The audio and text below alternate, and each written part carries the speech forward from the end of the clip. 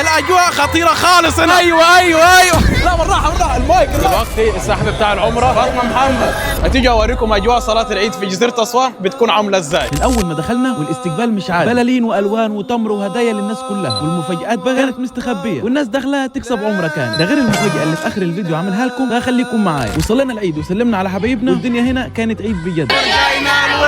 كل عام وانتم بخير. وبعدها بقى بدات الحكايه. تعالوا نشوف الاجواء الجميله اللي بتحصل دي. اناشيد ولعب الاطفال ورسم على الوشوش وغوريلا ودباديب كانوا عاملين قلبان للمكان هنا. الاجواء خطيره هنا. وكان في مسابقات وعيديه للناس. هديه 200 جنيه بس. ال 200 جنيه فيها خصم من الطيب ستور. انت ضحكت علينا ليه؟ عشان طلعت وبدانا بقى السحب. فاطمه محمد رحلات العمره والفرحه اللي مش طبيعيه كانت. كتبت اسمي قبل ما احط الورقه، قلت بصيت على الورقه كده قلت اللهم ارزقني من حيث لا احتسب، وفعلا والله طلعت لي الحمد لله. في الاخر بقى اليوم ده ما ينفعش يخلص كده. ادعوا لاخواتنا في فلسطين، ورطونا في جزيره اسوان. في جزيره اسوان ما فيش اطيب من الناس هنا.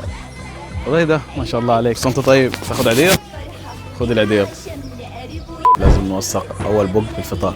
لازم الشاي بلبن بالبسكوت ونفصل شويه. اخيرا حسيت بطعم الايام العاديه بس وحش برضه، لكن البسكوت حلو. بعدها رجعنا بالمركب في نيل اسوان، والهدوء اللي بعد الزحمه كان حكايه تاني خالص. الواحد عاوز يمشي. ودلوقتي بقى قول لي صليت العيد فين، وهنختار 3 كومنتات عشوائيه نبعت لهم العيديه على فودافون كاش. وبس كده.